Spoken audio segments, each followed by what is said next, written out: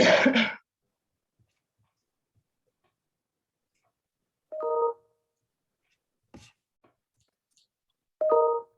the third largest startup ecosystem in the world, after India has emerged as the third largest startup ecosystem in the world after the US and China, and the pace of growth is not showing any signs of slowing down.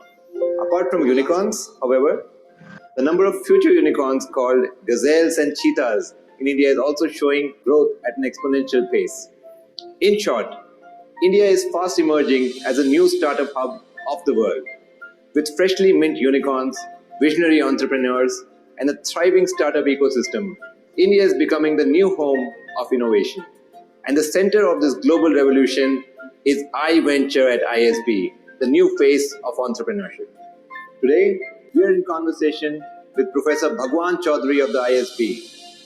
This is episode 1 of iVenture at ISB Diaries with an incredible team. This one, right? Yeah.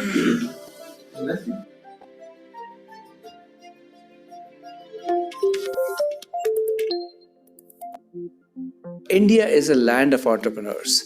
Every little place you go, every little market you go, you see buzzing entrepreneurs.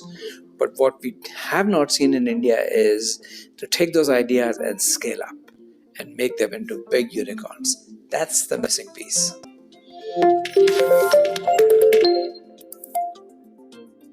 So the story behind this is that we have a new dean, Madan Pirotla, who started in July, and he noticed that ISB was involved in a lot of entrepreneurship activities. We had Atal Incubation Center in Mohali campus, D Labs in Hyderabad. We had a tribal entrepreneurship system, technology entrepreneurship program, and DIRI, Digital Identity Research Initiative. And he thought that we need to think about these things in one home. So we created iVenture at ISB. The goal is to really bring this all together.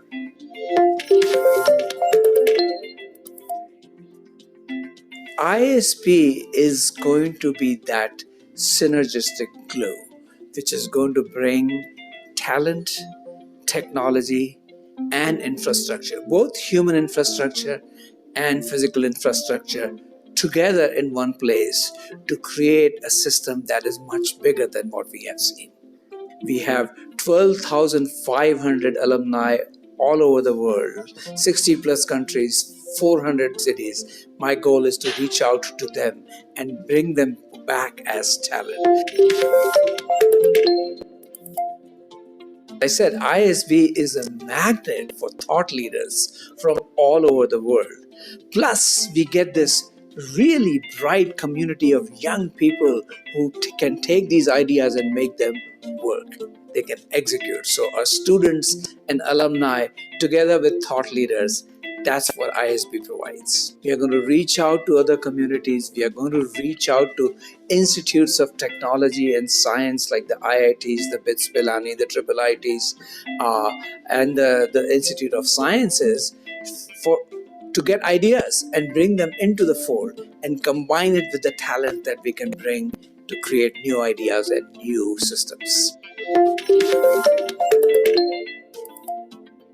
So we really think about ourselves as trying to develop part of this ecosystem. So Hyderabad, we are going to think about that as the startup ecosystem, and we are going to build it like another Silicon Valley, like Bangalore. So we are going to cooperate with the T-Hubs and the T-Works of Hyderabad city. Similarly, in our Mohali campus, we are going to be cooperating with the Punjab government, the local government. So our goal is to be looking out and bring other startup systems together with ISB. And I think that's what is going to set us apart.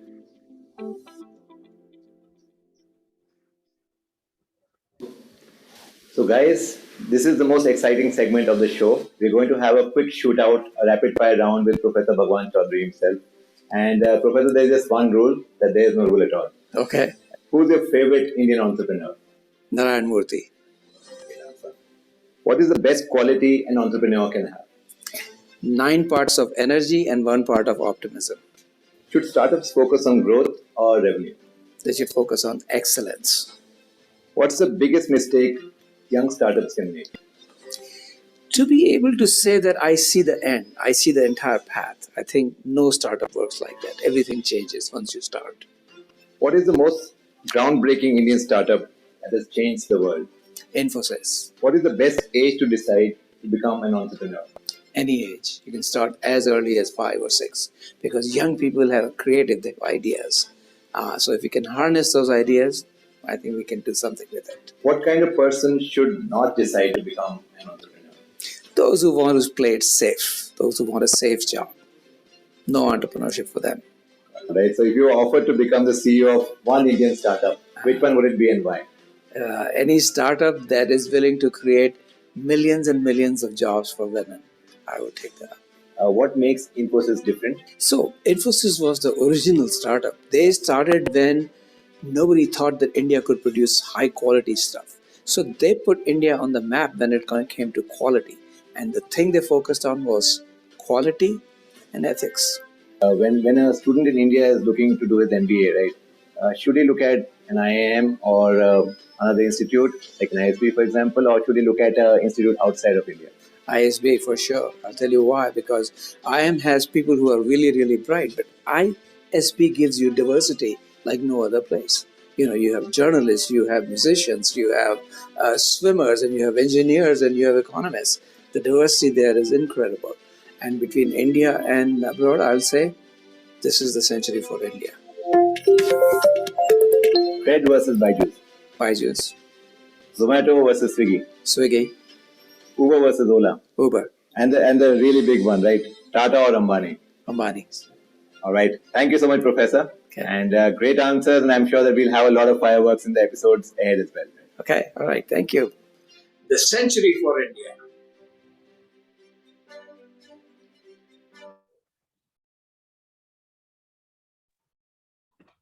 That was a really good video and I learned a thing or two myself.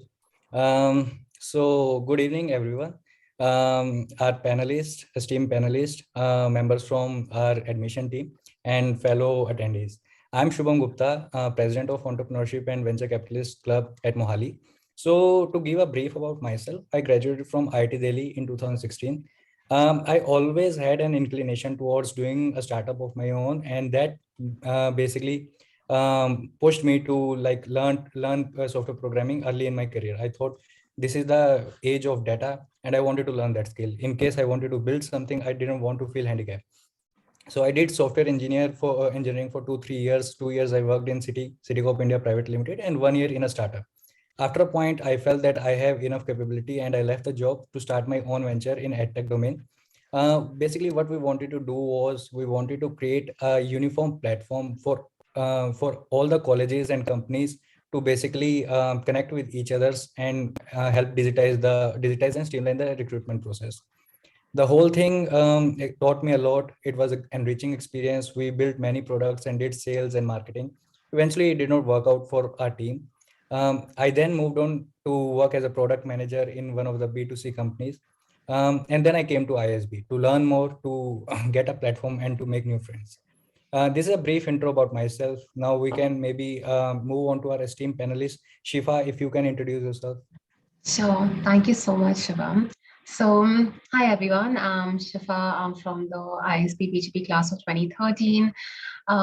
Yes, it seems super old, but it also seems like just yesterday that I was where Shivam is sitting on campus right now. So I pre-ISP, so that time we didn't have the YLP. So I remember I was the youngest person on campus in my class. I had 2 years, 9 months of work experience. And Shivam, unlike you, I did not see the need for tech. So I did not do my engineering, or I did not have any tech skills when I went to ISP.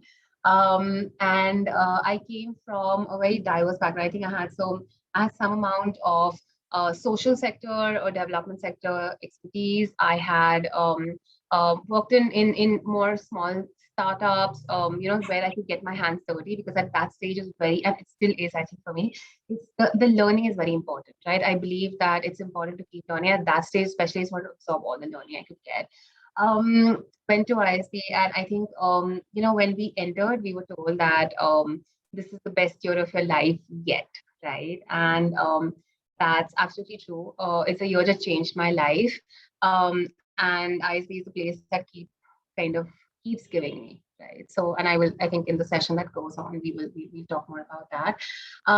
Post ISB, I did take up placements. I did the whole. I knew I wanted to become an entrepreneur at some point. Okay, I knew that was clear for me. I came with that mindset at some point. I wasn't sure when. I did a lot of things related to entrepreneurship on campus as well. We'll go into those in detail. But also, post ISB, I did not become an entrepreneur immediately. I did have the chance, but I didn't. Took up a couple of jobs. And then after that, I think in 2016 is when I finally took the plunge. I've had two ventures since then. One was an online pet product store. One was a women's accessories line, just completely offline in today's digital times, which was completely different from what everyone does, right? And recently, while I have that on as well, I now head community and user growth at India's first financial planning software, like financial planning platform for women. And so yeah, that's a little bit about me. That's what my journey since ISB has been like. That's great. And Shifa has been constantly highlighting the need of not basically going deep into tech. I don't. So I think I gained all the respect for tech when I joined ISB, right? Because I came from a very non-tech background. I did my management studies in my undergrad. I understood marketing. I understood finance. I understood all those angles. But I think coming to ISB highlighted to me that, oh, there's this whole world that I didn't know existed. But also, I think over the years, my appreciation for tech has kind of grown by leaps and bounds. And I feel that tech today drives everything, right? You don't have an industry that doesn't really use tech in some form or the other. So everything is tech centric, everything is tech driven today. What is it, right? But I think what I can do, and I think is very important for everyone to do, is you may not be able to code and you may not know how to be a tech person, and you don't have to, but it's important to be able to use the right tools and be able to kind of tell your requirements to the tech team so that you can get what you need, right? Right. And we now have Mr. Santosh also here. So Santosh, if you can introduce yourself. Sure, yeah. Thanks, Subham. Hi, everyone. This is Santosh here. I'm a class of 2014 graduate from ISB. And prior to ISB, I came to ISB with almost 8 years of experience at that point of time. I had primarily worked on the engineering side, like I worked with Robert Bosch in the automotive. Then I was working with Motorola/Nokia in the telecom side. And that's where I think I decided to go for higher studies. One was definitely for a career boost, and then to break away from the tech only line or tech only sector.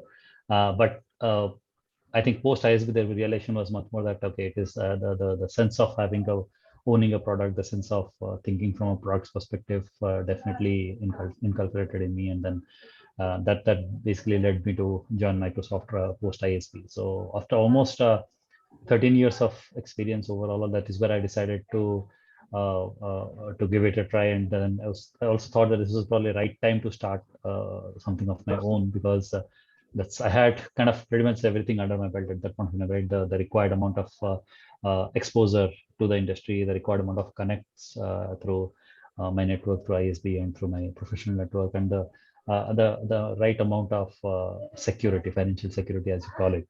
So I think with all this mix, I started Pluspin in 2017, and from there, I think we've been trying to make and strive take this organization forward. Right? So we'll talk a little more about each of these steps during ISB, post ISB, and all as we cover different sections under that. So that's pretty much about me. Thank you. Great. So now we'll move on to our roundtable discussion.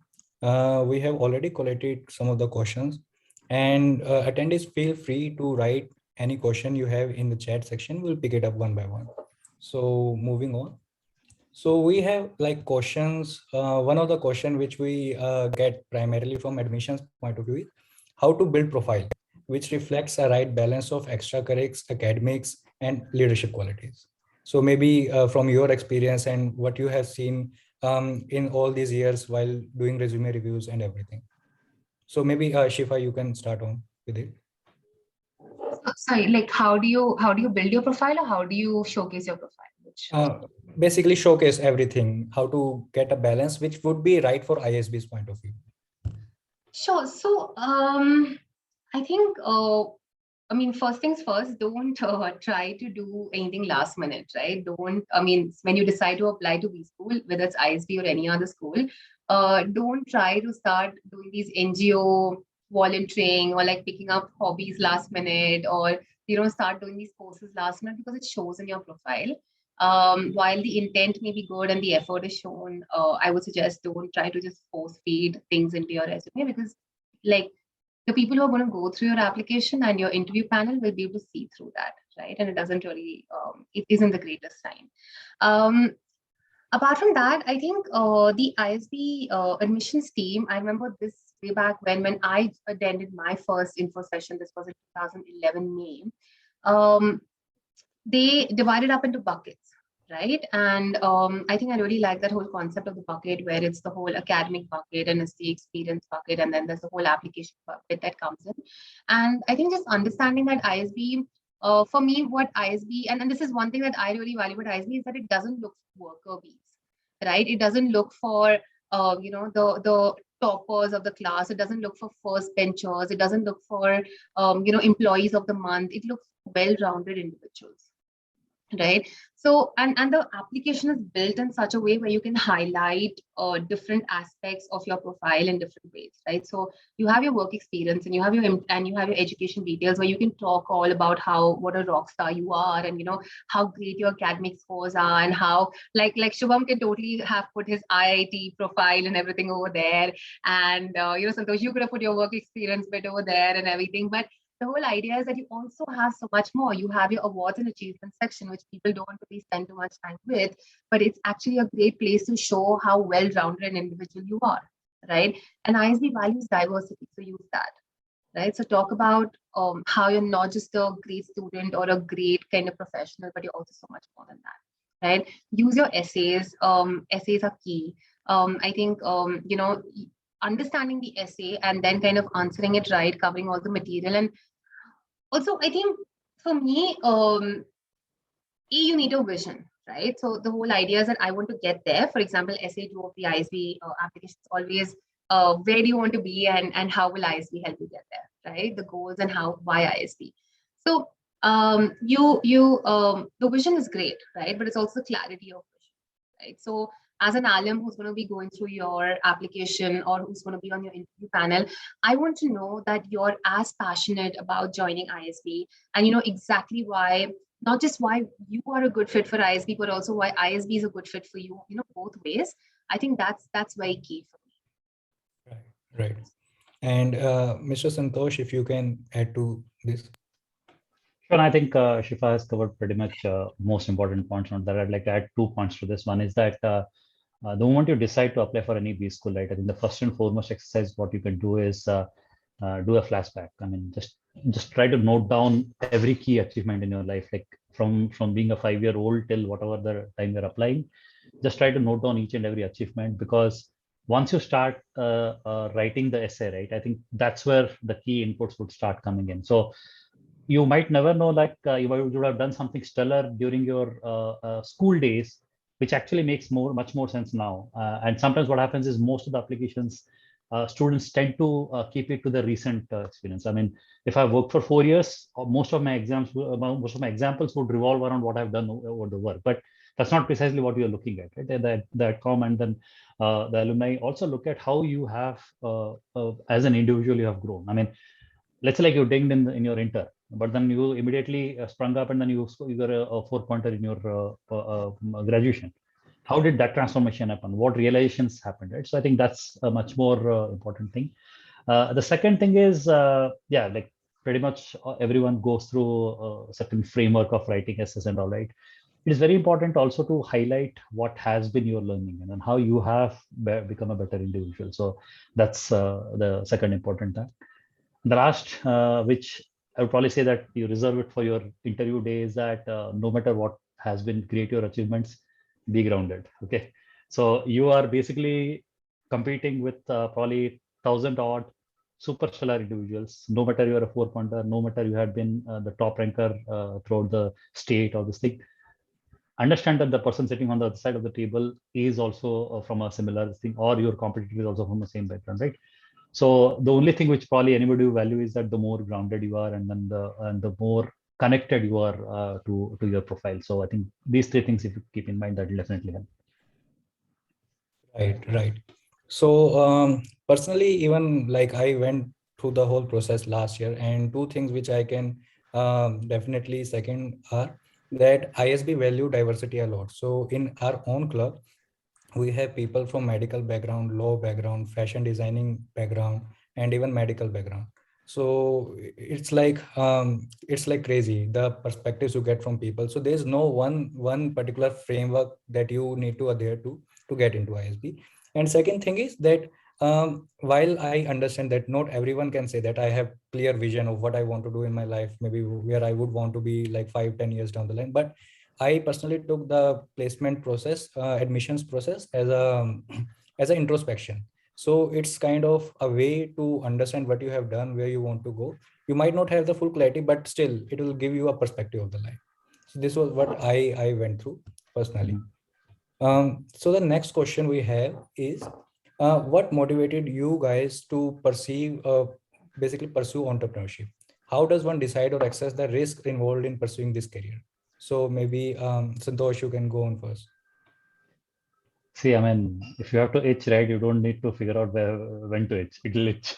So entrepreneurship is that kind of a thing. Like the moment you get to know that it's a fire burning under you, right? So the moment you realize that you have all the tools, you have all the confidence to build, and frankly telling, I and my co-founder, right, we had been roommates all the way from my college days and all, and we would always brainstorm. We always discuss about, okay, let's do this, and then, but every time the only thing was, okay, we're not confident enough to take that bold step. But one thing which probably the ISB did for me, and Rochester did for my co-founder, was it gave us the necessary confidence. I mean, we knew that, okay, fine, okay, to hell with it. If it fails, at least we have all the right set of tools to probably land a job and then probably get our life sorted once again.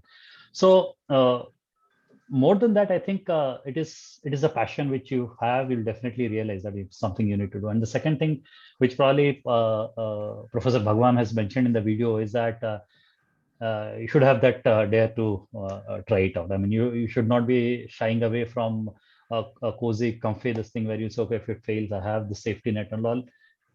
If you are probably out of that safety net, you can definitely try. And for me, at least, as I mentioned it, I took my own course of around like 12-13 years to build that right connects, build that stability. I was able to find a nice supporting spouse who was there alongside me for the last five years to take it up. And that's where I think I decided that, okay, now it is the right time to try what I had been aspiring for. So I think that was the story for me, where I decided, okay, now it's the right time for me to start. Got it. And Shifa, you? Sorry, I think that's absolutely fantastic, Santosh. First of all, congratulations on finding the supportive spouse. I don't think you get that easily. So congratulations. I could have reserved this thing answer for a later question. But one thing I realized is that you can get away by choosing a wrong spouse, but you cannot get away by choosing a wrong co-founder. So that's much more important. So we'll probably cover that at a different. Let's just put them both equally important if you want to keep peace at home. Yes. So yeah, no. But jokes apart, I think yes. I think both equally important, because at the end of the day, partners in both spheres of life, right? So yeah. So okay, so for me, I think yes. I think what Santosh said, right? That when it hits, right? And then the whole tools, the whole I think for me, I always knew that I wanted to do this, but with me, what ISB did is that, as much as I don't like to call it that, because then people go like, oh, you had that support system and you had that safety net and all of that, but ISB does give you a safety net, right? It does give you that thing that, listen, hey, if things go wrong, if you fail, we're here, right? It's a very unspoken, unwritten rule, but it's there. Okay, you will always have that support, and it helps. Okay, because entrepreneurship is not an easy journey. There are days when you just question, why exactly did you decide to do this, right? I mean, Santosh is laughing over there, but like, Shivam, you'll get it too. But it's like, why? Like, I could have just chosen the easier path. And why am I doing this? Like, why am I torturing myself? But then on most days it makes sense. On some days it doesn't. On the days that it doesn't, you will have the ISB alumni, you will have the entire ecosystem support. And on the days it makes sense, you have them cheering you on as well, right? On both sides, you have the support, which is, I think, fantastic. The tools, yes. I think for me, what ISB did is it gave me, I don't framework and tools and all these things are very jargony, but honestly, it taught me how to think, right? So, for example, if an idea comes to my head right now, I don't just either dismiss it as yes or no, right? I think through it and I do it in my head sometimes. When I take a pen and paper and I'm like, okay, even if it's just for fun, I'm like, okay, so if there's an idea and I'm like, okay, how do I approach it? Will this be profitable? What is the kind of existing industry? Do a market analysis or competitor analysis, and it doesn't have to be a report. It's something you do in your head, right? And it comes so easily to you. ISB did that for me, right? ISB taught me that, listen, think beyond just what this is and just think larger picture, think about the intricacies too. It taught me to do all of that. And I think that changed the way I look at entrepreneurship. So for me, honestly, one of my ventures, I literally started in 10 minutes because I knew about this one need in the market for women's accessories. I had found someone who could do it for me, but I was very like, should I do it? Should I not do it? The next morning, I sat and I had a conversation with one of my classmates, and I just decided that, hey, let's do it. Right? I came up with the name of the business in 10 minutes. Of course, it's rebranded now and everything, but I came up with the name in 10 minutes, decided to go for it, and suddenly that baby was born, right? So I think like you said, Santosh, it's sometimes you just have to have like that cut and just like jump off the cliff, right? You just have to kind of jump off, otherwise you're just going to be standing on the edge of the cliff. So yeah, so for me, it was all this. I think I always knew that I wanted to do it. Wasn't sure when, but I think the time, that you'll know when the time is right. So How often do you hear that I just started in 10 minutes? I did start in 10 minutes, and and you know what I'm very proud about, Shivam? That business of mine was profitable from day one. No. Right? Knock on wood. I'm literally knocking on wood right now, but that business is profitable from day one. Right. So and how many times do you hear that in today's world as well? Right. So interesting stuff. Yeah, someone like just commented. So we have next question. What is this is going to be an interesting one. What is the daily routine of a student in each term, both academic and non-academic wise?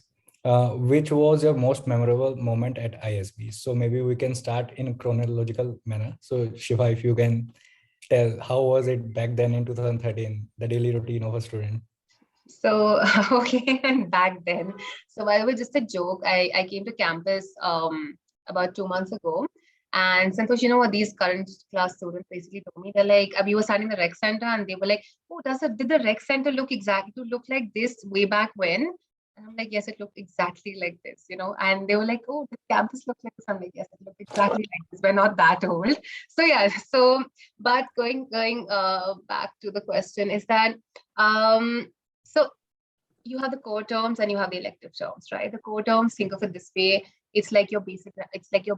You have to get your basics right before you kind of choose what you want to do and all of that. So ISB ensures that. The classes are either in the mornings or the evenings, depending on your sections, right? And then they kind of get interchanged over the terms and all of this. You have your sections, you have your study group. So basically you would have a group of 4 to 5 people who then become your best friends, and you end up kind of working together, fighting together, studying together, eating together, doing all-nighters together, all of that. You work together and you have a wonderfully diverse set of people that ISB kind of curates for you, right? So there are classes, I think Monday to Thursday. Shivam, is that still what the case is?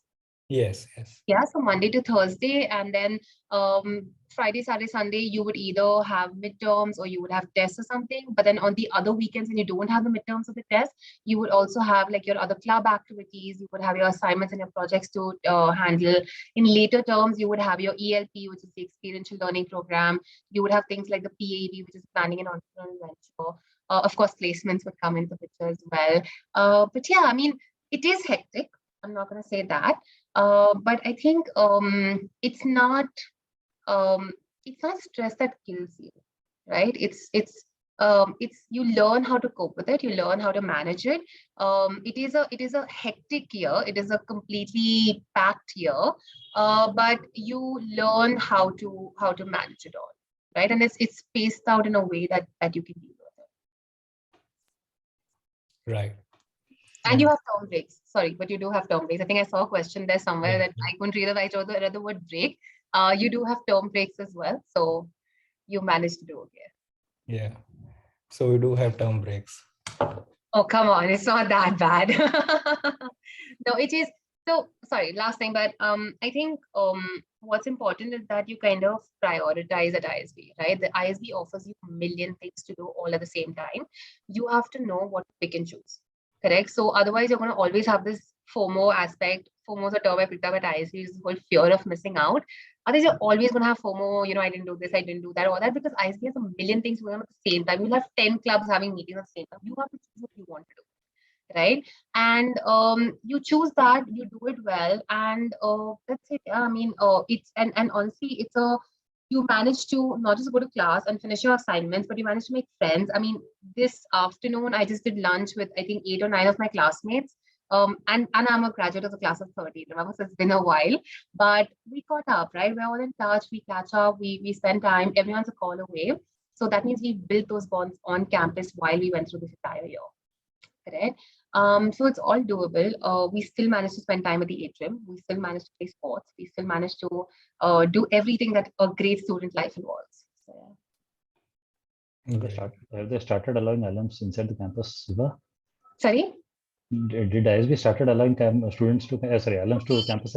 Only for the resume review weekend. Okay. Only for the resume review weekend, but Solstice is coming, right? Solstice is around the corner. So for everyone who doesn't know, Solstices are Hyderabad. The Hyderabad campus hosts it in December, and Equinox is what is done in the Mohali campus in October most of the years. And these are our annual alumni reunions of sorts. So this is the first Solstice since the pandemic started. So yeah. Great.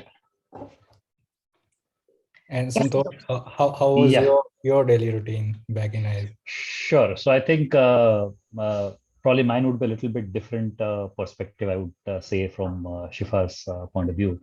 The reason was I was staying in the campus with a 4-month-old kid with my parents. So think of it like you're kind of managing family at the same time, academics. So all of this, right? So the most important point is that, as Shifa has pointed out, ISB is actually throwing plenty of things at you. So the moment you realize what is important for you and what you need to take away from that, I think that's where it will get sorted. Most of the times, where I see my peers and my other friends have struggled is that the moment you start competing or comparing with others, right? Or you know what? Okay, when this guy is doing these 5 stuff, I'll also do the same. No, this is where you're going to get sucked into the pressure. The whole point is that you should know there's only a finite amount of time. There's only 11 months wherein you can learn, and there's an ocean of things which you need to learn. So you need to pick what you have come here to learn. You need to know what. So for example, if you have not been a good networking guy for the last 5-7 years, you are here to probably network with diversity of profiles. Better do it. Let's say like you have not got an opportunity to study one particular area. Let's say like say for example, you have coming back from a career back and you want to learn about marketing. Take all the things which probably marketing offers, marketing stream offers in ISB, all the events which marketing club does. Let's say you are somebody who is here to start their own company, who wants to get into the entrepreneurship, right? Then choose the events, choose your company, choose your friends who are equal minded. You basically be part of the entrepreneurship club. You talk to the HNI families who come for IKEA, right? You talk to all the pitch sessions happens at D Labs and other things. So you choose what you need to do and fit it into your 24-hour window.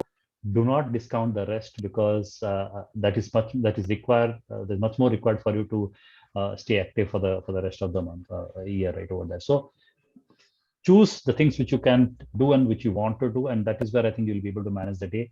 But the moment you try to do everything on the plate, obviously the days will look chaotic for you. The routines are kind of, if you see, even though there are only 4-day classes, all your entire weekends, everything goes into writing assignments and completing, right? And one more thing is that is where you'll also learn the value of uh, collaborating and delegating. So the moment you have diverse teams or diverse team members into your study groups, you'll know when to delegate to others and when to learn from others and get your work done. And that's probably the valuable skill or transferable skill you'll have for your real life. So these are the kind of subtle things which you learn as you go through that 1 year journey.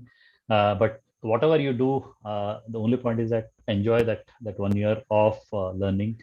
And if you ever feel like you're burning out and all, I'm pretty sure I think there's a lot of support system also available over there. Talk to people, talk to counselors who's probably going to help you. I think I remember like there's a nice, interesting counseling session happened for all the spouses on campus, right? So this is during the placement session where all the spouses would get called into one of the session and they will be instructed that, you know, this is how the atmosphere is going to be like now. So please be supportive to your respective spouses who are right now undergoing tremendous pressure of all this. So that's the kind of ecosystem which ISB provides, right? So I think take the best advantage of whatever is coming to you. All these events like be it like ISL, be it Salt Stage, everything. So these are opportunities for you to network, and these are the opportunities for you to get the right exposure. And frankly telling, for my own startup, you see like the initial set of investors have come to me from some events in ISB. So I met them over a beer, I met them over a cup of coffee while attending some event, and then that's where we started discussing. Things become interesting. Some of them started backing up the idea, and then some of them eventually turned into the angel investment for that, right? So pretty much everything is possible over there. So go there with an open mind and open heart. And as I said, be humble and learn. I think that's where I think you will sail. Right. So re-emphasizing some of the things, guys. We have 4 days week, so this is something new for many of you who will be joining here. And of course, don't fall into a form of fear of missing out. So these would be like some of the golden tips we get from our alums. And one of the question which we just got is, are the lectures enough as far as the academics is concerned? Is there a need for a lot of self-study? So you guys can take a shot, Santosh, Shifa. Sorry, can you repeat that question? So are lectures enough for academics, or do we need to like put in a lot of effort for self-study? Sure. So I think this is also again a perspective based thing. Say, for example, you are attending a subject where you have already worked in the past, right? And so, for example, you come from a marketing background and then you are going through marketing course. So obviously the first few lectures will be something which you would have already done in your work. So then the emphasis should be that how much you are connecting with the professor to learn the advanced stuff over there. Like if are you getting or are you willing to spend your time to do that extra thing which you are not able to do at your like work profile perspective. Say, for example, somebody who has not done something and then getting into, for example, accounting was completely zero to me. It was new to me because I was coming from a tech background and IT background, right? So for me, the lectures were definitely not sufficient because the lectures kind of, the professors and even the peer, right? It assumes that you have a base level of knowledge and that's where things start building up, right? So the subjects where you do not have a previous background, I think ISB also provides a kind of a pre-onboarding courses which you have to do so that you are at par with others. So maybe you can spend some time in brushing up your basics onto that. Lectures which are normally done in the classes, I think one thing I would like to emphasize is that majority of the lectures are experiential lectures. They are not theoretical where somebody is going to open a book and then read it out to you. These are only going to be case studies. These are real life examples. Then you discuss and then you discuss the outcome of it. Now, this may not be sufficient for you if you want to understand everything in detail about that particular topic. So the classroom, along with your self-study, along with the assignments, that makes it as a comprehensive learning model. And each of them is important, I would say. So it is equally important for you to spend that time in LRC, which is basically the Learning Resource Center, the library, to go through the books. I mean, probably phenomenal, one of the best libraries I've ever seen in my life. To go over and read study books, then learn from your peers. So say, for example, I do not have enough time to study about accounting, right? And fortunately, my study group had a 22-year-old CA. Then what you do, boss, just teach me something about accounting. believe me, I think that 2 hours of lecture is going to brush up your basics much more than 3 hours of study or 5 hours of study on that. So use Samdam then with whatever it is, but learn, and then then you'll be at par with the rest of the class to take this part. So I think I'm gonna pick up where Santosh left off, right? And that's called the whole P2P learning module, as we call it, the peer-to-peer learning thing. And I think in our year, we really leveraged that, because before our year wasn't that established, but we really leveraged that. And so my friends tell me, and I'm very proud of this, is that I think my biggest quality, or like my biggest strength, is that I can hustle, right? I'm a big jugadu person, and I can like get things done and all of that. And I love that about myself, and people really do that as well. So I didn't understand statistics. Okay, so I had done statistics in my undergrad as well, but not the kind of statistics that say people from engineering or a math background had done. And at that time, I thought, oh, I've done statistics. I don't need to do the pre-term thing and everything, the one that Santosh spoke about, where you prep for before you come to ISB. I hadn't opted for that because I thought, oh, I've done statistics. I understand this pretty well, kind of thing. And then I realized that I don't. So what I did do then is we had one of my classmates from IIT Delhi, and we called him to my studio. And I remember us sitting down in our living room. There were about 15 of us in my living room, and the whiteboard was there. And he just did like a 1 hour everyday session for us in the week, and we all caught up with it, right? So while ISB will be a competitive playground, it is also an extremely collaborative playground, right? Because we all understand that we all win together, right? No one's going to lose out and everything. So yes, you will be competing, but you'll also be collaborating. And you will have people who will help you out on this front. Yeah, and pre-reads, right? I think another aspect that I think is very important is that you have your assignments, but you also have your pre-read material. So before every class, you'll be asked a certain amount of reading material, like go through that and come. I think that really helps, because it kind of, if you do your pre-read and you go to class, you're already prepared to a certain extent, right? You're ready to absorb all the material that's going to be coming your way. So that really helps as well. And yeah, I mean, apart from that, I think Santosh, you covered it all. So yeah. Yeah, you just reminded me of my pre-reads. Have to do them now.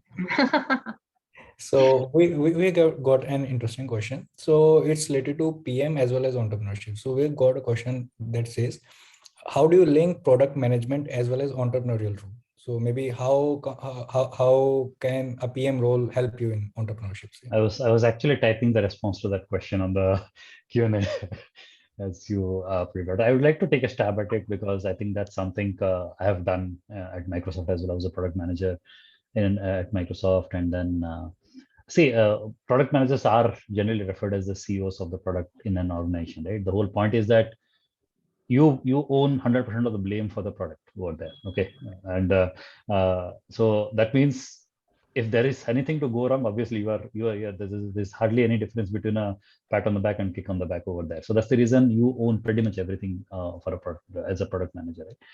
Now, the best thing is, as a product manager, you are having that overall view of the product, like all the way from user requirements to a customer journey to a user persona, to how do you build efficiently the product, how do you get the adoption rate high, how do you support it afterwards, and then whether it is meeting the desired outcome or not. Right? So you've pretty much done the entire journey, right? Now you take that and then you put it a wrapper of a company, and then add probably the rest of the what do you call it, the logistics which is needed to run a company, which is like get funds for the company, get the HR this thing to that, then this basically you're running a company.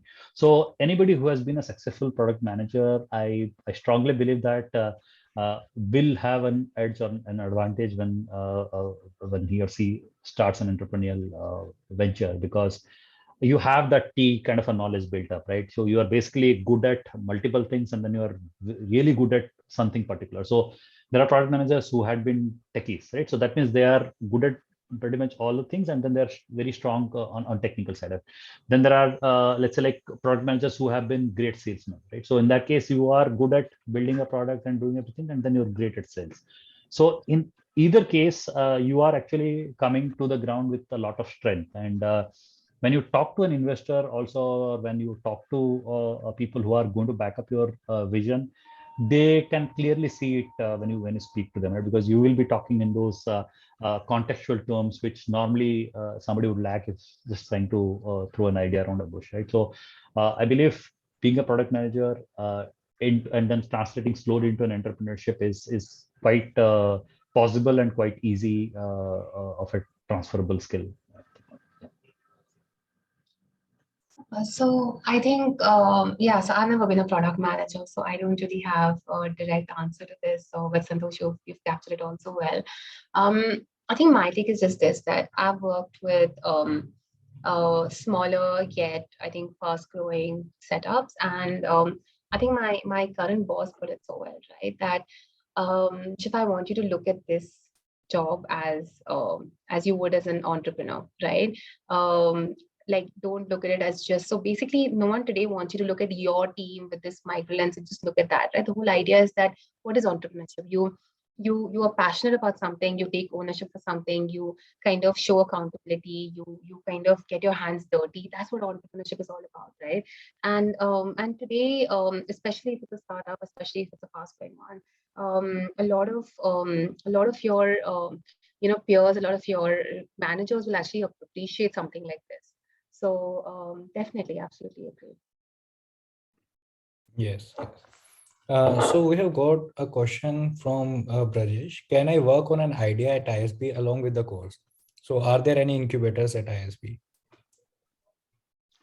Sure. So I think at ISB, in fact, so I think Suva may need your help. So I think during along with ELP, there's one more. Sorry, what is that? The PAEV, the Planning and Entrepreneurial Venture. Sorry, I forgot the term on that. So there's something called as a PAEV, wherein you can actually work on your idea along with a few of the ISB peers, colleagues over there. And you have access to pretty much everything. You have access to the entrepreneurship department completely. The professors are going to be there to help you with your venture creation. This could be a small exercise, but then this may lay the ground for you to eventually take it up into the reality. And then, of course, I think D Labs is there, and there are other connects which ISB provides as a platform for you to work. So no. I won't say that there is no hard and fast this thing that, okay, with academics you may not be able to do it, but then if it is something which is really tying well, it is probably a much more better place where maybe 4 ISB peers can come together and form a company. So yeah, but normally what happens is, see, honestly, I'll give you a clear picture is that though it happens, but not many of them actually pursue it for a longer run. I think because by the time you are there in the 6th term and 7th term, the focus normally shifts towards placement, and maybe entrepreneurship is not the primary thing in the mind. But if somebody is very serious about pursuing it, I think there are cases where people have taken it up and then eventually grown it into companies. So yep, ISB does provide the opportunities for you to take up something and pursue it. Shifa, over to you. Right. So I think so for me, I was very keen. I mean, I was this young ball of energy on campus, right? I mean, I was 22 when I joined ISB, 22 when I got the admit, 23 when I joined ISB. And so I wanted to do everything on campus. So I did the ELP and I did the PAV, and I did what at that time was called the EDI, which is the Entrepreneurship Development Initiative, right? Which is the incubator at that time. And I think now they have the D Labs, as Amit was telling me, the D Labs in Hyderabad, and you have the Atal Center in Mohali. And so I did all three. And I found them all very useful in different aspects. So one was the ELP, which is like a consulting project. So you get to work with with a team of your peers, and you get to be like these consultants for a brand, right? A variety of projects that come in. We, for example, did a digital marketing project for one of India's leading apparel brands. Did the PAV and the EDI. The PAV, basically, that was actually what taught me. When I said that, it taught me, I learned how to kind of think of ideas differently. That was exactly what taught me how to do that. So worked on one business idea there, worked on another business idea for the EDI, and we actually got selected as well. So we got the grant money, we were awarded that and everything. I didn't take it up at that point because I my partner in crime decided to, sit for placements. We felt the time wasn't right for that, but we were granted we were given the grant, and but yeah, I mean, I see. Like I said, I think you just have to choose what you want to do. It's not easy at all, but you just have to choose what you want to do and then kind of focus on those things. Um, yeah, so I think that's pretty much it. It's definitely possible. Um, thoda sa push is required, but it's possible. Right. So maybe to just summarize all the channels to pursue entrepreneurship here at ISB. So you have specialization. So you can do specialization in entrepreneurship. That is one thing. Second thing is you have incubators in both the campus. So we have D Labs in ISB Hyderabad, and we have Atal Incubation Center in Mohali. Both are running well, and they provide you space and resources, whatever you need. Third thing that you can, like Shifa mentioned, you can take up experiential learning projects. These are basically kind of internships which help you learn in whatever domain you want to get expertise in. Fourth things are you have case comps going on in first, I would say, 4 months of your ISB journey, and they teach you a lot in terms of how to maybe go into different plan a go-to-market strategy, or maybe sales strategy, or maybe come up with an idea. So that's the fourth thing. Fifth thing is, and I think the most important thing would be your friends, network, and alumni that you'll gain out of the college. Uh, more often than not, so the life cycle of your ISB would be like 4 months. You would be preparing for your placements. After that, you will be maybe enjoying a bit, and if you're passionate enough, you will form a team of 2 or 3 guys and start working on an idea. If not here, then surely afterwards. But the resources and the connect that ISB provides will help you in the long term. So Subham, I'd like to add one thing over here as well, is that see, it may not be a case that where you are bound to probably start something of your own, but then let's say like you have the inclination to probably join a startup as well, right? So ISB has this specific startup hiring days as well. Like apart from the regular hirings, there are dedicated days where only startups also come for hiring. So I think if you are somebody who wants to, let's say like give it a spin, working alongside early founders or early stage startups right after your ISB, and then you want to learn more over there, that's also an option and opportunity which you can explore, where you can explore some of the startups which are coming for hiring. And I think they must they would be definitely valuing your background and your academics onto that. So that could be a good entry where you get to know about entrepreneurship firsthand, and then maybe the next phase is where you can do something of your own, I think. Right. Yeah, so I think some of the successful startups and alumni, tons of them. I think if you're there on LinkedIn, you would see there's a lot of happening. See, I'll tell you, one of the first 11 or 12 members of WhatsApp, one of them was an ISB alumni. Okay, Ankur Vaikru is kind of pretty much all over the YouTube and everywhere, like as a career coach, I think he's a founder and CEO for Nearby. Then they think. Udan has an ISB link. Mowgli has ISB link. Yep. So and Smitten is also yes, an ISB founder thing. Wakefit mattresses. yes. And Postman. Postman, yes. So I think So Zwende is from my class. Postman is from my class. Who else? Rocketium. Rocketium is another yes, class. Rocketium is a great this thing as well. So fantastic. Postman is also well. Lots I and think lots. lots of The them. list Lots is of them. endless. Absolutely endless. Yeah. Right. So it may not be that people might have got only like, see, unfortunately what happens in the startup ecosystem, right? I mean, people only celebrate about the 3 who finish it in the podium, but then there are like tons of dead bodies which are lying on the road, but then they equally deserve the recognition because they have made it to a certain level, right? And most of them are actually having successful exits. It may not be that they might not have got the media coverage, but it would have done great for the founders at least. Okay? They've got great exits. So that's why maybe most of them may not have been covered on the media and all, but then at least I've been in touch with so many ISB alumni who have done great in the startup space. And I think another thing is, we celebrate the ones on the podium and we celebrate the fundings and the brands and all of that, right? I think I know so many ISB founders who are doing some excellent work and who don't want to be in the limelight just because of the people that they are, right? They're doing some excellent work behind the scenes. They're hustling every single day. They're doing multiple things on the work front. And I think that, profitable ventures and doing great, right? So may not be in the news, may not be celebrated. You may never hear of their brands ever, but they're doing really well, right? So Yes, yes, indeed. Right. So one question that we have got is, what makes ISB different or unique from other top global or B schools in India? Okay. So I think Professor Bhagwan has answered it in the video briefly. I'll tell you, see, when we were class of 14 or even 13, I think there were around like 600 odd admits which were coming in. Now I think it is close to 900, right? Prima facie, we were thinking, oh, why this is kind of like there's a lot of students coming in. But then if I think from a long-term perspective, I mean, that is actually what is giving us the strength.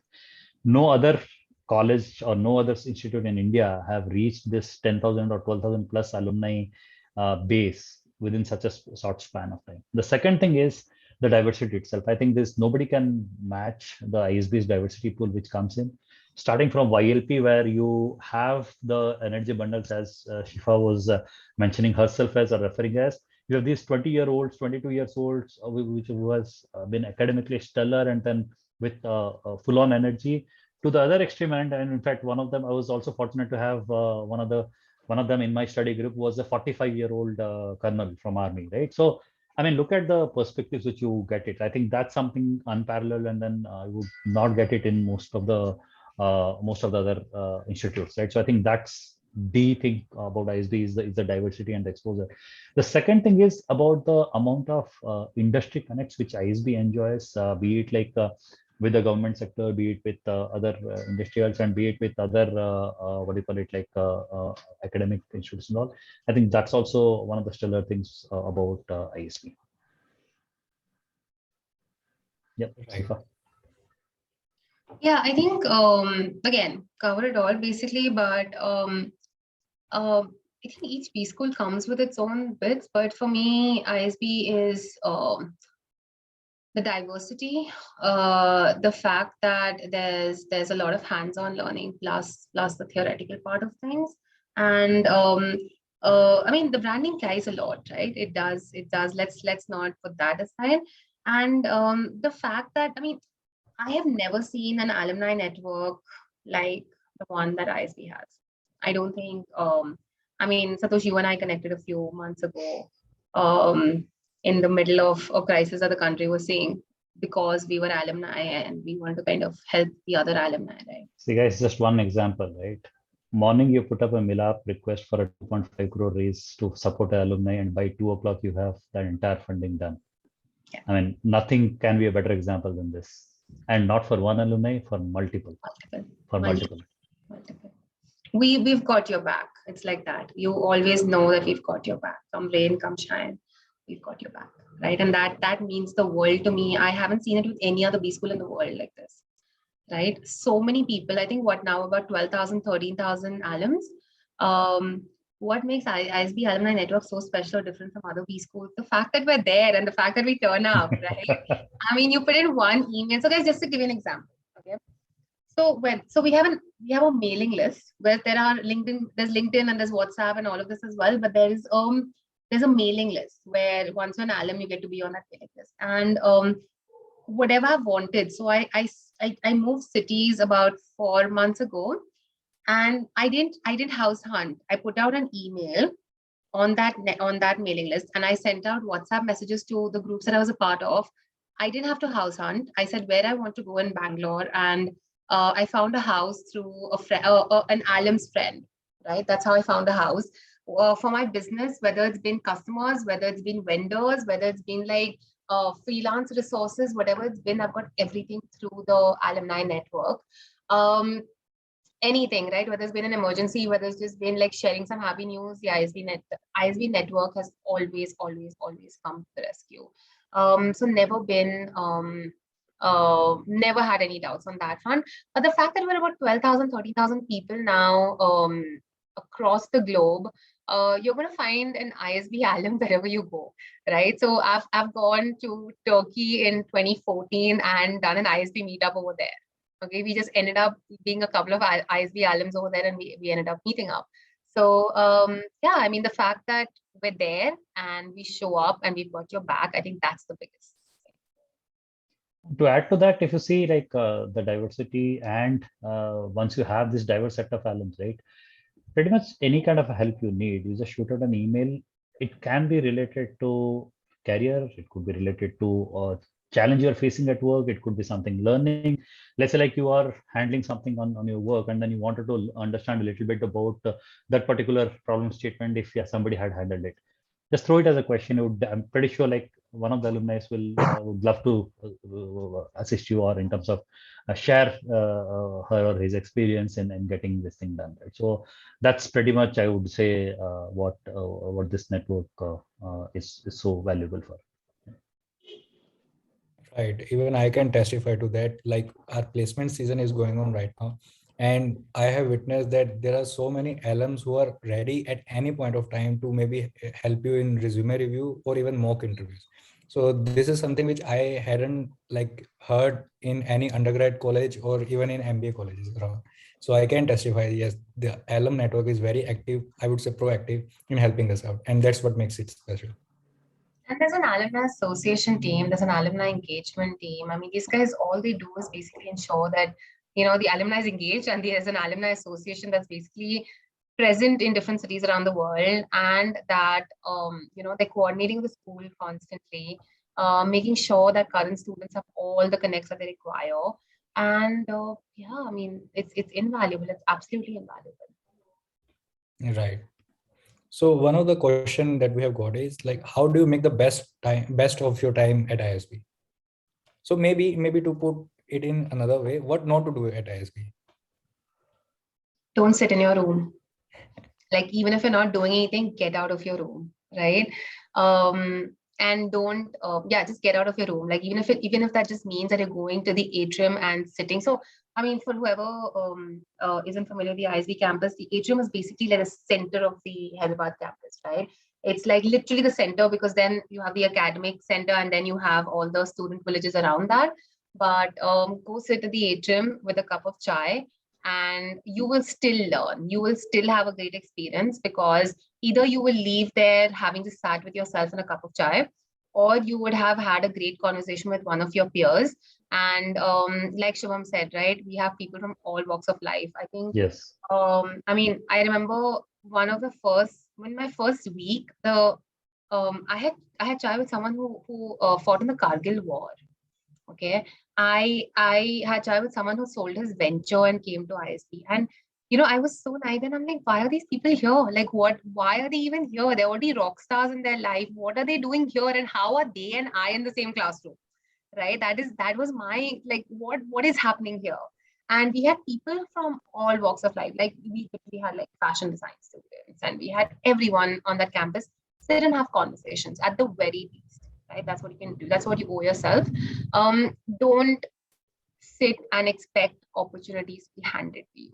Okay, the people who leave ISB disappointed are the ones who did not make an effort. So you can't sit in your room or sit in one place and say that, oh, things are going to come to me and things are going to be handed to me on a platter, and it's okay.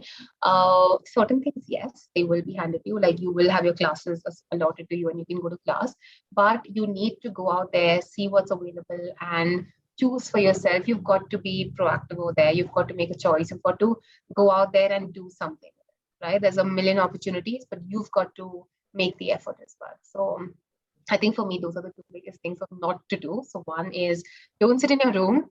And the other thing is, don't just expect things to be handed to you.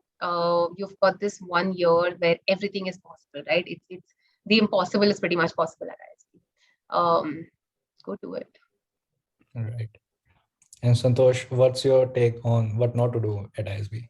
Yeah, I think I'd covered that earlier. Is that don't get sucked into kind of a competitive, too high competitive spirit. I mean, competition is good, but then understand your zone and then try to learn and make the best out of it. Because the moment you only get into, okay, I have to grade, I have to score, I have to this thing, you'll not enjoy the rest of the journey. So give it your best shot, and then from there accept whatever is coming out, and then try to enjoy the rest of the journey. I think that would probably happen. I think there was one question over there about the healthcare specialization. Okay, I'd just like to throw this. So, see, I think from a campus perspective, there are no differences between Hyderabad and Mohali. You get equal attention and equal this thing for both the campuses. In fact, for sessions which are given at both the campuses, what happens is the first 5 sessions are done in person in Hyderabad, where Mohali joins online, and then the next 5, the professor travels to Mohali and then does it from there. So that's how they try to bring it the parity. However, having said that, there are certain healthcare specialization courses, the HSMP and others, which are pretty much driven from Hyderabad by Professor Sarang and the team and all. So if it is a specific program in healthcare you're looking, maybe Hyderabad will be the campus where this might be getting conducted. But if you're looking for a PGP and then you want to specialize into healthcare, I think either of the campuses doesn't make any difference. And then, in fact, there's an option in ISB also that you can transfer from one campus to the other for a term or two. So that's something you can always try. Yeah, hope that answers. Right.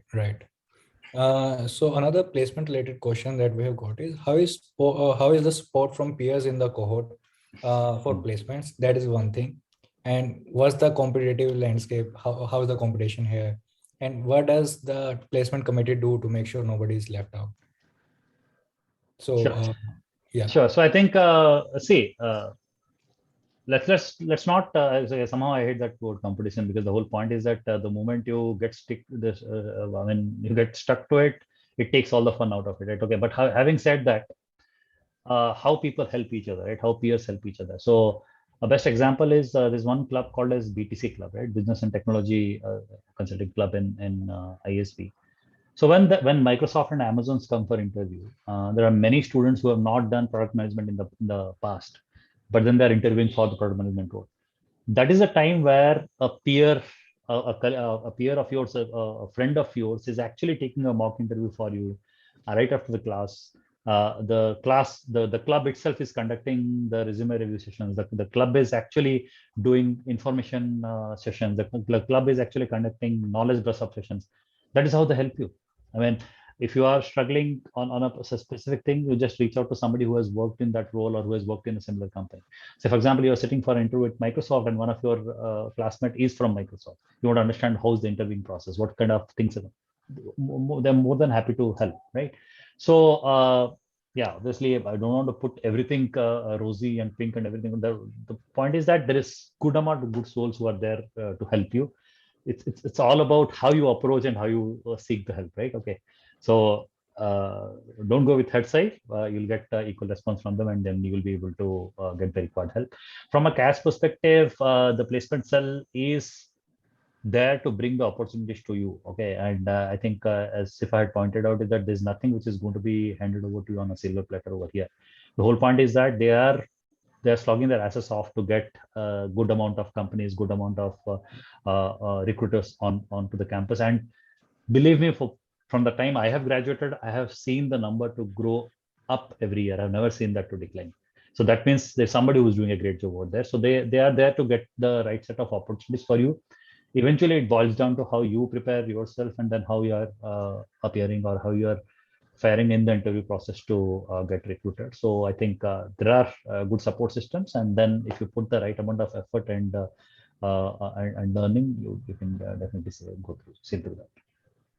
I think put so well, Santosh, and I think CAS does a great job. And it's not just at the time of placements, right? It starts, I think, even pre you reaching the campus, because you have your, at least at the time we saw this LDP where you kind of put in you signal to them as to what kind of companies you're interested in and top 3 dream companies and things like that point.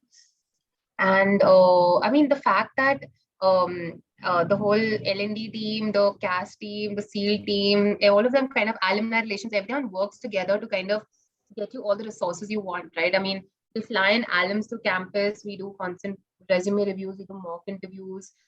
You have the CAS team that does all of these as well. They have constant workshops to help you prepare. So I think it's right from there and then getting you those dream camp companies on campus. and ensuring that everyone gets a job, right? And it's an entire process, it's an entire cycle that goes through every single year. And trust in them, because they're the experts. Have been doing it year on year. Like we do it 1 year and then we leave, but they do it year on year, right? And they do it really well. I think, like you said, the whole competition thing, and like I said earlier as well, it's not just there is a certain amount of competitive landscape, but it's also a lot of collaborative landscape, right? That's the whole idea at ISB. I mean, everyone wins together.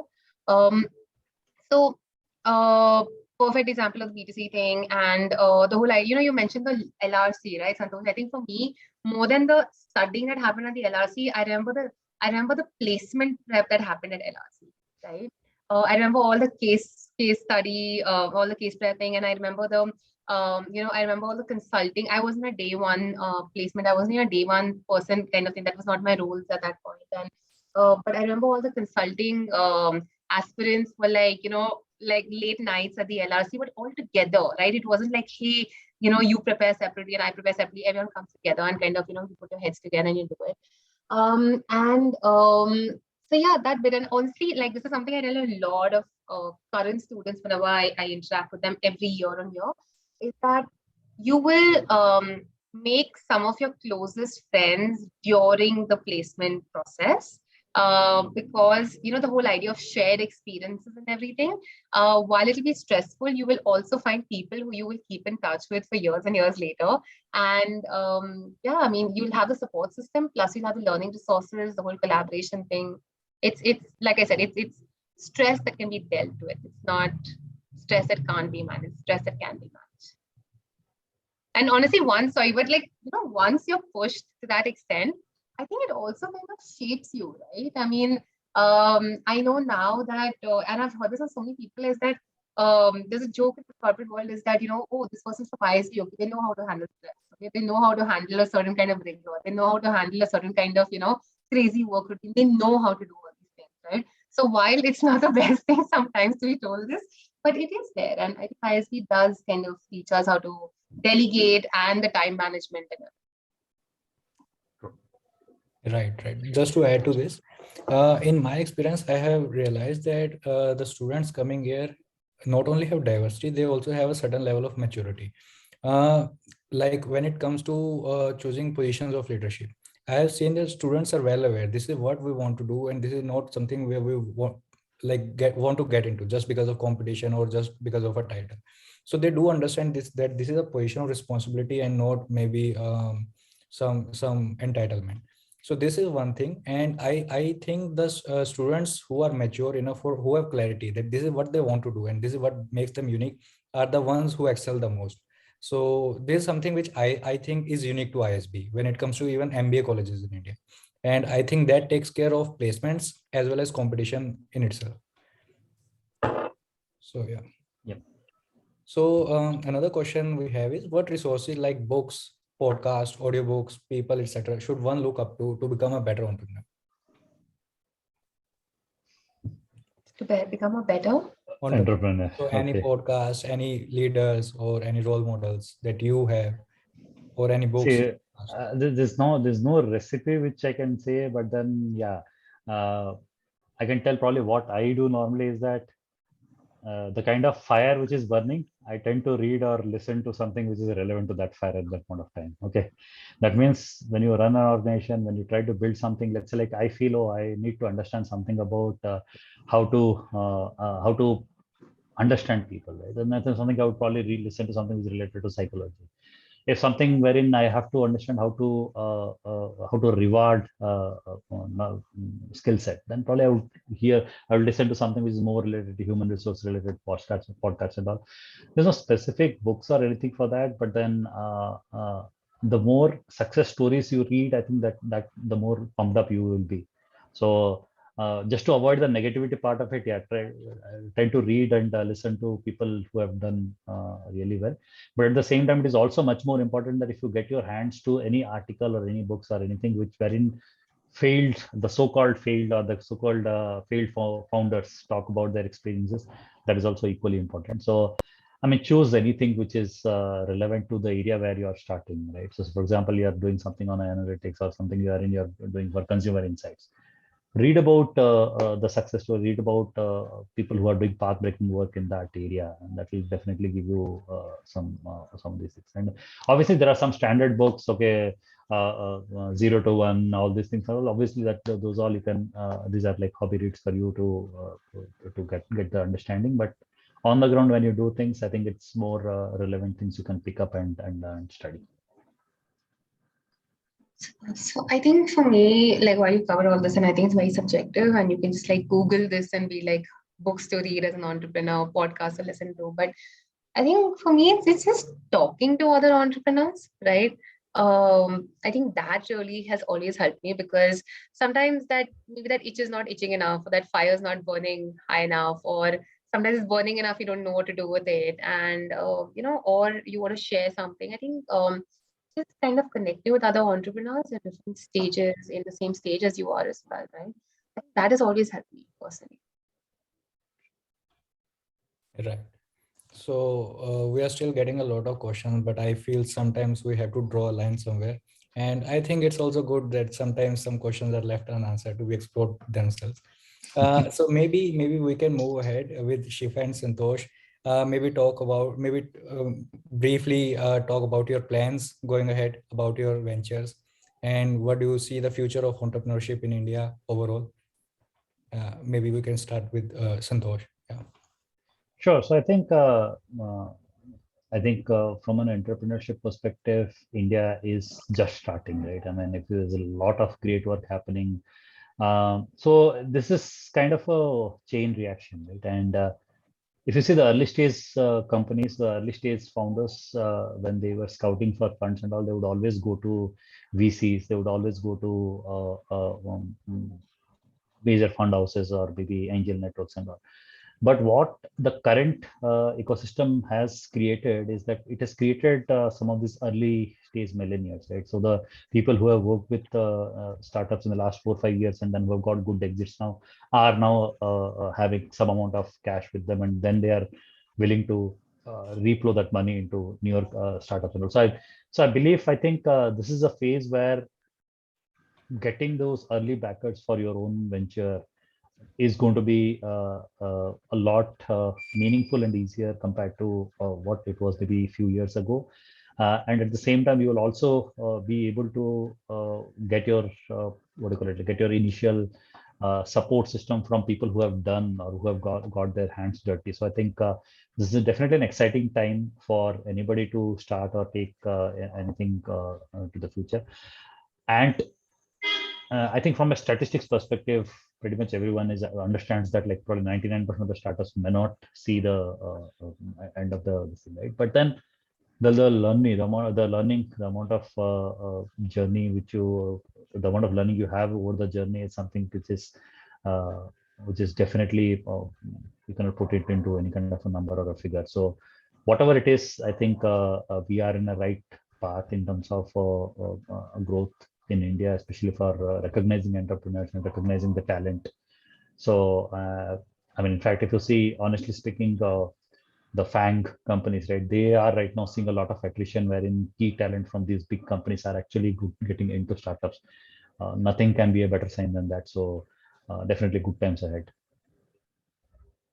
Absolutely. So I think very well put, Santosh. And I think just I think adding to this is as an entrepreneur. So I've had, for example, COVID hit my businesses really hard. Right, both of them were hit pretty hard, and I think it's important to have the tools in place, the framework in place, the resources in place to that bit first before you kind of seek to be an entrepreneur, because I think that helped me realize that take that rational approach and see that sometimes it's important to kind of take a step back and take an objective look at things, right? So having those tools helped me do that. So I think um, taking a step back, I think in as an entrepreneur is always very important because you're so involved in everything, you're so passionate about it. Sometimes there's that whole entrepreneurial bias that you have towards your baby, right? And sometimes it's important to take a step back. Very crucial in my perspective.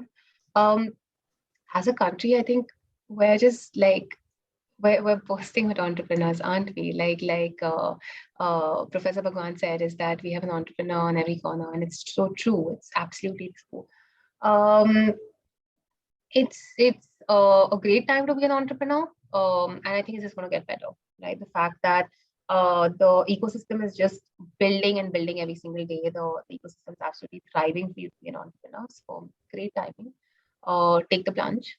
I don't think the time will ever be right. There's nothing that's the universe is not going to align and tell you that this is the time to do it. But I think you've got to just sometimes jump off the cliff. Make sure you're prepared with everything. Have that parachute ready and jump off the cliff. So yeah. Right. So just to add to that, I think India have 3 Ds. I put it this way: 3 Ds of digitization, demography, and democracy, which makes it unique. Like we have a billion population of average age of just 27 years, which allows you two things. It provides you a great market as well as a consumption-based growth. So demography and digitization. Even my mom is now like sending me WhatsApp texts on of YouTube videos. Like it was not the case like 2-3 years back. And third is democracy. I think these three things put India in a very unique position. I think India is probably the only country right now with these three things together. I think this is also visible in kinds of startup growth we are seeing. Last year, we just had around 30-40 unicorns. This year alone, we have added 40 unicorns. And this hasn't happened by fluke or by chance. This has been a story which is unraveling right now, right in front of our eyes. And I think this is the best time to take plunge into entrepreneurship, to maybe develop your passion about that. And you might ask, where does ISB fit into that? For me also, I have been passionate about entrepreneurship and I have started my own venture. But I feel that ISB, in a way, fill all the gaps which I had in terms of domain knowledge about maybe finance, accounting, sales, marketing, the kind of perspectives I get from different people. So I think both ISB as well, ISB is a great place to like pursue your entrepreneurial goals. And I think India is in a very unique position. And I feel this should be in the mind of Indians to maybe proceed with entrepreneurial ideas. So that's it, I guess. It has been nice talking to you, Shifa and Santosh. And maybe we'll see some of the attendees joining ISB and maybe meet them along the way. So Sure. Thank you. Thank you for joining. Thank you, everyone. Thanks for your time. Thank Thank you very you. much. Good evening. Bye. Thank you everyone for joining today's session.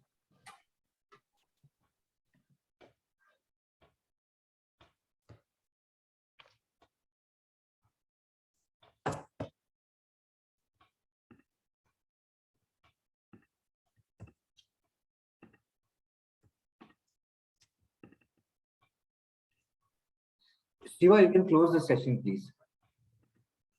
Yes, sir. Sure. Thank you, Shubham. Thank you for coordinating today's Thanks, session. Amit. Thanks.